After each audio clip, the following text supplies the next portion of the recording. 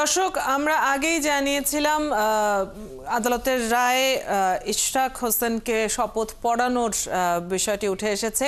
তারপরেও এখনো পর্যন্ত শপথ না পড়ানোয় বিক্ষোভ কর্মসূচিও চলছে। এই মুহূর্তে কথা বলছেন ইশরাক হোসেন, আমরা সরাসরি শুনবো তার বক্তব্য। এই যে আন্দোলনটিকে এই পর্যায়ে নিয়ে এসেছেন, সেটার জন্য উনি আপনাদেরকে ধন্যবাদ জানিয়েছেন, কৃতজ্ঞতা পোষণ করেছেন। এর পাশাপাশি আমি ইশরাক হোসেন, আমি নিজেও আপনাদের কাছে চিরজীবন ঋণী থাকবো, কারণ আপনারা যখন এই বর্তমান সরকার আমার অধিকার থেকে আমাকে বঞ্চিত করা শুরু করলো, আপনারা স্বপ্রণোদিত হয়ে ঢাকাবাসী একযোগে নেমে এসে আজকে দেখিয়ে দিয়েছেন যে ঢাকার জোর কত। প্রিয় নেতৃবৃন্দ, আমি আসার সময় আমাদের নেতৃবৃন্দের সাথে কথা বলে এসেছি, তাই কিছু দিক নির্দেশনামূলক বক্তব্য আপনাদের মাঝে রাখবো, আপনারা শুনবেন। প্রথমেই আজকে আপনারা জানেন যে হাইকোর্টে একটি ভুয়া রিট বলা যায়, সেই রিট দিয়ে আমাকে মেয়র পদে থেকে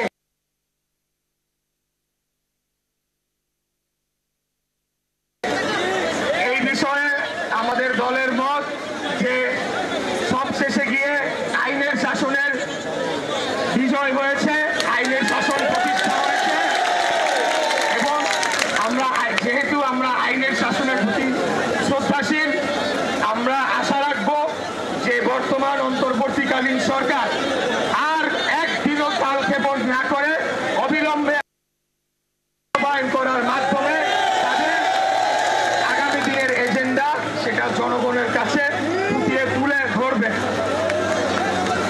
আমাদের নির্দেশনা এরকম যে আজকে যেহেতু আমরা রায়টি পেয়েছি, আমরা এটি নিয়ে কাজ চলছে। যদি আবারও টাল বাহানা করে এই সরকার আবারও কাল ক্ষেপণ করে, তাহলে কালকে সকালেই আবার আমরা এখানে এসে ঘেরাও দিব। প্রিয় নেতৃবৃন্দ, দ্বিতীয় বিষয় হচ্ছে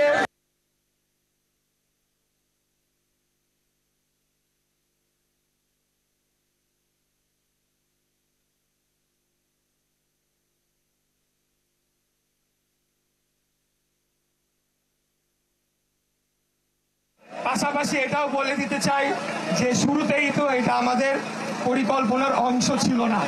বর্তমান সরকার তারা আমাদেরকে অধিকার বঞ্চিত করতে গিয়ে এমন পর্যায়ে নিয়ে যায় যখন আমরা বাধ্য হয়ে এই ধরনের কর্মসূচিতে আসার জন্য আমরা সিদ্ধান্ত নেই।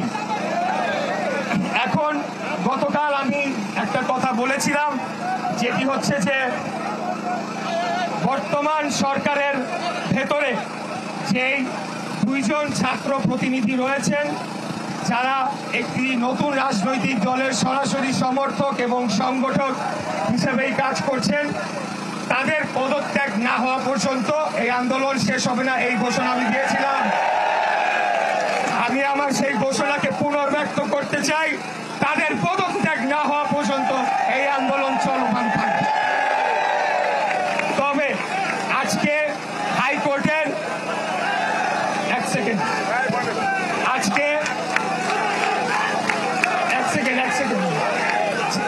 যেহেতু বাংলাদেশ জাতীয়তাবাদী দল বিএনপি একটি গণতান্ত্রিক, নিয়মতান্ত্রিক এবং আইনের শাসনে বিশ্বাসী রাজনৈতিক দল, আজকের হাইকোর্টের আদেশনার পর আমাদের দল সিদ্ধান্ত নিয়েছে যে আপাতত আমরা স্থগিত রাখবো এবং সরকারকে আগামী 24 ঘন্টা থেকে 48 ঘন্টা পর্যবেক্ষণ করা হবে তারা কি করে, এবং তার পরিপ্রেক্ষিতে তাদের যে কর্মকাণ্ড সেটার উপর ভিত্তি করে পরবর্তী কার্যক্রম নির্দেশনা আসবে এবং নেওয়া হবে। এখন এখানে একটা দর্শক, কাকরাইলে নেতাকর্মীদের